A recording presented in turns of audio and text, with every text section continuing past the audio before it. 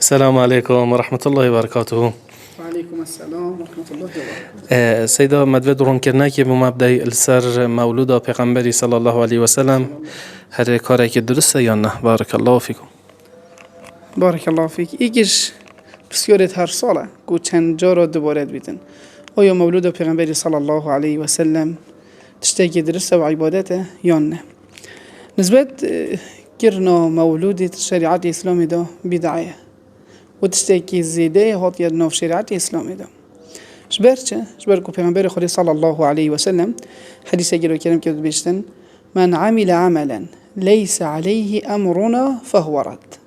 هر کارو گریاره که بیته کرن عبادت و امر مل سر نبیتن، یعنی چه آیاتش قرآن و پیروز سر نبن و رب العالمین نگود بیتن، یانجی چه حدیث پیغمبری صلی الله علیه وسلم سر نبن و پیغمبری نگود بیتن، فهو رد.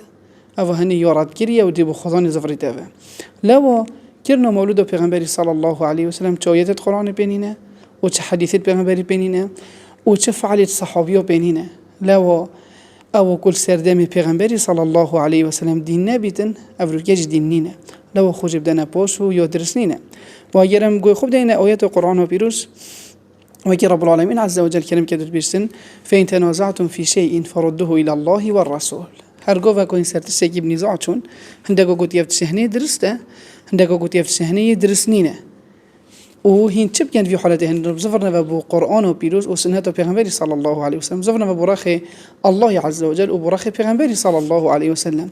طبعا ام بيجين هرگاه وکا آیت کو قرآن هبیتن سر و چند دیوار گیرین، هرگاه وکا حدیث کو پیغمبری هبیتن سر و چند دیو کرنا مولودی دیسا دیوار گیرین. بله با او کسیت کو بجایزی و درسیر زانن او نه چه دلیل نینه.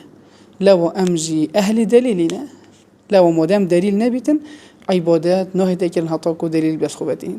لو تشتكي درسنينا ويكش بدعية هاتين في شرط الإسلام ده بتشتكي لكن هيك نخرج بدنا باش. بارك الله فيكم.